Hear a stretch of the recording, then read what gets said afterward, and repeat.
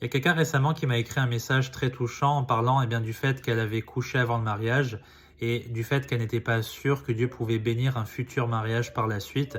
Elle a vécu longtemps dans la honte, donc comment est-ce qu'on doit réagir en tant que chrétien face à cela? Tout d'abord, ça m'indique que peut-être il y a des pasteurs ou des chrétiens qui font culpabiliser d'autres personnes à cause d'un tel péché et c'est une très très mauvaise attitude, c'est même une attitude profondément agaçante. Tout d'abord parce que la fornication, c'est quelque chose d'extrêmement commun dans ce monde, bien que ce soit un péché. Regardez ce que Paul dit. Je vous ai écrit dans une épître de ne pas avoir de compagnie avec des fornicateurs. Et regardez ce qu'il dit après, c'est important. Non pas absolument avec les fornicateurs de ce monde, ou avec les cupides et les extorqueurs et les idolâtres. Autrement, il vous faudrait sortir du monde. En gros, ce qu'il dit, c'est que les fornicateurs, il y en a partout. C'est très commun. Et surtout en France aujourd'hui, coucher avant le mariage, c'est quelque chose de normal. Regardez ce que dit l'apôtre Paul en Philippiens chapitre 3, c'est un verset important. Frère, pour moi, je ne me persuade pas d'avoir saisi le prix. En gros, il dit, je suis pas parfait, j'ai pas atteint la perfection du tout, c'est normal.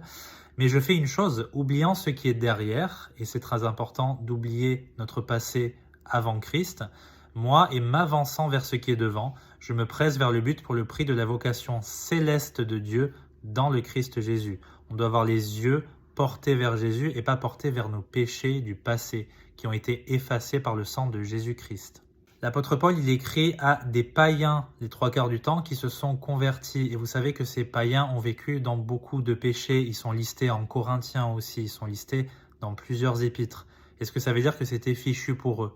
Pas du tout. En Jésus-Christ, on est devenu une nouvelle créature. Toutes choses sont devenues nouvelles. Regardez ce que dit l'apôtre Paul aux Romains. Et ne livrez point non plus vos membres au péché comme instruments d'iniquité, mais livrez-vous à Dieu comme de morts étant devenus vivants, et consacrez vos membres à Dieu comme instruments de justice.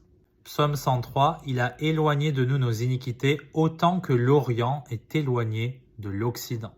Donc on n'a plus à vivre dans la honte, ça c'est le but de Satan, de nous faire vivre dans la honte, de nous ralentir, de nous dire qu'on ne peut plus jamais être pur. Bien sûr qu'on le peut, en Christ nous sommes purs spirituellement et nous pouvons maintenant marcher selon l'esprit et vivre un très beau mariage. Que Dieu vous bénisse.